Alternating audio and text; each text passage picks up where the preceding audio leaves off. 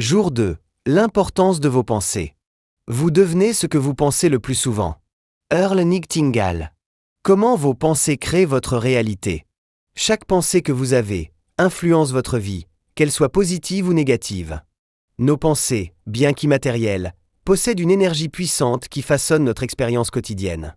Imaginez que votre esprit est comme un jardin. Les pensées positives sont des graines qui poussent pour donner de belles fleurs, tandis que les pensées négatives deviennent des mauvaises herbes qui envahissent votre terrain. En réalité, nous avons des milliers de pensées chaque jour, mais seules celles sur lesquelles nous nous concentrons déterminent ce que nous manifestons. Lorsque vous pensez à un objectif ou un rêve avec clarté et conviction, vous envoyez un signal à l'univers. Ce signal attire des situations, des personnes et des opportunités alignées avec cette fréquence.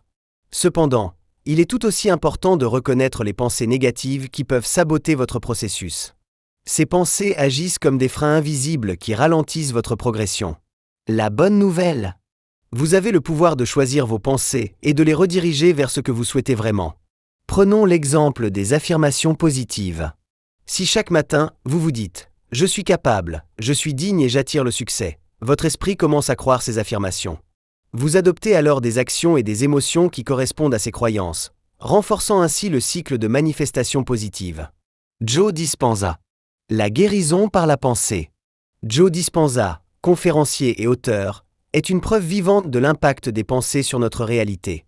Après un accident de vélo qui lui a causé de graves lésions à la colonne vertébrale, les médecins lui ont dit qu'il ne pourrait plus marcher sans intervention chirurgicale majeure. Joe a refusé cette option et s'est engagé dans une pratique quotidienne de visualisation et de pensée focalisée. Il imaginait son corps se guérir lui-même, vertèbre par vertèbre, jusqu'à ce qu'il soit totalement rétabli. En seulement quelques mois, il a non seulement récupéré la mobilité, mais il a également prouvé que la puissance des pensées, combinée à une foi inébranlable et à une émotion positive, peut dépasser les limites physiques. Aujourd'hui, il enseigne à des milliers de personnes à travers le monde comment reprogrammer leur esprit pour transformer leur vie. Exercice pratique. Observez et transformez vos pensées.